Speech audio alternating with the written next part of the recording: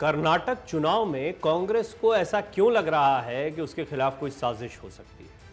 कांग्रेस को डर क्यों लग रहा है कि बीजेपी कोई बड़ी साजिश कर सकती है? और ये कोई छोटा मोटा नेता नहीं कह रहा है, शिव कुमार कह रहे हैं, अध्यक्ष हैं जो।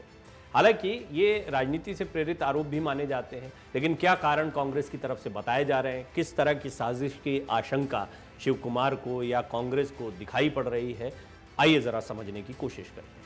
कर्नाटक में होने वाले विधानसभा चुनाव को लेकर सियासी उठापटक जारी है। कर्नाटक चुनाव में कांग्रेस और भाजपा के बीच सीधी टक्कर है। दोनों ही पार्टियां कोई कसर नहीं छोड़ना चाहती हैं। भाजपा और कांग्रेस के नेता लगातार जनसभाएं और रोड शो कर रहे हैं। ऐसे में सभी पार्टी के नेता एक दूसरे पर तीखे बयान कर रहे हैं, कोई अवसर नहीं छोड़ते हैं इसका। कांग्रेस ने एक बार फिर बीजेपी पर निशाना साधा है। कर्नाटक कांग्रेस के प्रमुख डीके शिव कुमार का कहना है कि भाजपा के नेता उन पर झूठे भ्रष्टाचार के आरोप लगा रहे हैं। वहीं वो कांग्रेस उम्मीदवारों के नामांकन को अयोग्य घोषित करने की कोशिश में लगे। पत्रकारों से बातचीत करते हुए डीके शिव कुमार ने कहा कि 40% कमीशन की बात तो दूर, मुझे कभी कोई कमीशन नहीं मिला है। उन्होंने कहा कि शोभा करंदलाज, मदल विरूपाक्षप्पा, यतनलाल गुलिहट्टी शेखर, केएस ईश्वरप्पा और कई अन्य भाजपा नेता मुझ पर आरोप लगा रहे हैं। ये सभी बीएस येदियुरप्पा को नष्ट करने की कोशिश कर रहे हैं। उन्होंने कहा कि राज्य का चुनाव सिर्फ 40% भ्रष्टाचार पर नहीं टिका है, इस चुनाव में और भी कई मुद्दे शामिल हैं। वहीं उन्होंने भाजपा की कानूनी टीम और मुख्यमंत्री पर आरोप लगाया कि वो कांग्रेस उम्मीदवारों के नामांकन को अयोग्य घोषित करने के लिए हर मुमकिन कोशिश कर रहे हैं। उन्होंने भारत निर्वाचन आयोग से सीएम के कॉल रिकॉर्ड को इकट्ठा करने का अनुरोध किया। शिव कुमार ने कहा कि सावदत्ती में भी ऐसा ही हुआ है, सीएम ने खुद अधिकारियों को फोन किया है। डीके शिव कुमार ने कहा कि मेरे कई बार नामांकन दाखिल करने के बाद भी उन्होंने मेरे मामले में कैसे कार्रवाई की, ये सभी ने देखा है। उन्होंने मेरे आवेदन को भी अयोग्य ठहराने की कोशिश की। इतना ही नहीं, सीएम कार्यालय खुद कदाचार में भाग ले रहे हैं। शिव कुमार ने कहा कि बीजेपी जितना भी जोर लगा ले, हम हार नहीं मानेंगे।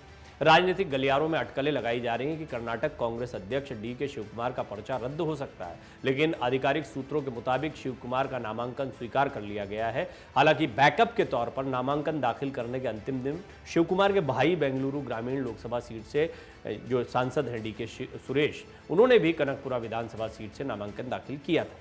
मैं आपको बता दूं कि हमने जब आपको ये बताया था कि दो नामांकन दाखिल किए गए तो बड़ा चौंकाने वाली बात थी, लेकिन ये एक स्टैंडर्ड प्रोसीजर होता है इस तरह के बड़े चुनाव में कि अगर कोई बड़ा प्रत्याशी उतर रहा और अचानक से उनका नामांकन खारिज हो जाता है और नामांकन की तारीख भी निकल जाती है, तो फिर आगे कौन चुनाव लड़ेगा, ये सीट हाथ से निकल जाती है। सीट बड़ी महत्वपूर्ण है, लिहाजा सेफर साइड उनके भाई ने भी यहाँ से नामांकन दाखिल कर दिया। शिव कुमार के भाई ने डेडलाइन खत्म होने के कुछ घंटे पहले ही नामांकन भरा था। इसका मतलब है कि कांग्रेस को बड़ी आशंका थी कि शिव कुमार का नामांकन खारिज हो सकता है, और इस तरह की साजिश की आशंका वो और लोगों के लिए भी जता रहे हैं, और वो ये कह रहे हैं कि सीधे सीएम पर और सीएम कार्यालय पर इस तरह के आरोप लगा रहे हैं। वो कॉल रिकॉर्ड निकलवाने की मांग कर रहे हैं। कर्नाटक में विधानसभा चुनाव के लिए नामांकन दाखिल करने की समय सीमा बीते दिन यानी 20 अप्रैल को खत्म हो गई। डेडलाइन खत्म होने के कुछ घंटे पहले एक चौंकाने वाली बात सामने आई। बताया जा रहा है कि बेंगलुरु ग्रामीण से कांग्रेस के सांसद डीके सुरेश ने गुरुवार को कनकपुरा सीट से अपना नामांकन पत्र दाखिल किया। तो अब आपको समझ में आएगा कि किस तरह की आशंका, किस तरह का डर कांग्रेस खेमे में था, जिसकी वजह से यह कदम उठाया गया। इसी सीट से उनके बड़े भाई और प्रदेश कांग्रेस अध्यक्ष डीके शिव कुमार पार्टी के उम्मीदवार हैं और उन्होंने सोमवार को अपना नामांकन दाखिल किया था। मामले में जब कांग्रेस के पदाधिकारियों से संपर्क किया गया तो पता चला कि सुरेश ने शिव कुमार का नामांकन रद्द होने की स्थिति में बैकअप प्लान के तहत अपना नामांकन दाखिल किया था। नामांकन के बाद डीके सुरेश ने कहा था कि मैं कनकपुरा से मतदाता हूं, मुझे वहां से चुनाव लड़ना चाहिए। हमारे पार्टी अध्यक्ष और एआईसीसी नेताओं की ओर से मुझे ये निर्देश दिया गया था। हम कुछ साजिशों के बारे में सुन रहे हैं। उन्होंने भी कह दिया था कि हम कुछ साजिशों के बारे में सुन रहे हैं, इसलिए एहतियातन मैंने अपना नामांकन दाखिल किया है।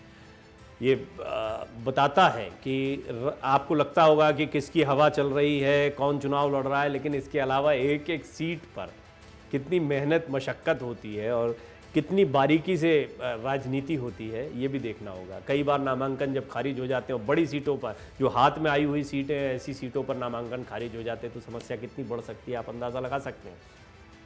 लिहाजा बैकअप प्लान के तौर पर जो सांसद हैं सुरेश, एकमात्र सांसद हैं ये भी मैं आपको बता दूं कर्नाटक में कांग्रेस के, तो उन्होंने भी अपने भाई की सीट पर साथ साथ में किया था नामांकन दाखिल, लेकिन नामांकन वो वापस ले सकते हैं अब।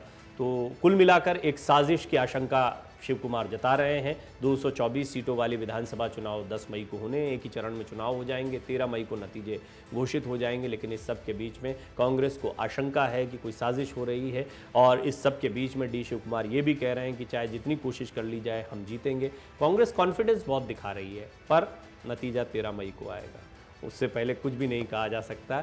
हाँ, एक बात तय है कि कर्नाटक का ये चुनाव बहुत दिलचस्प होने जा रहा है। मन से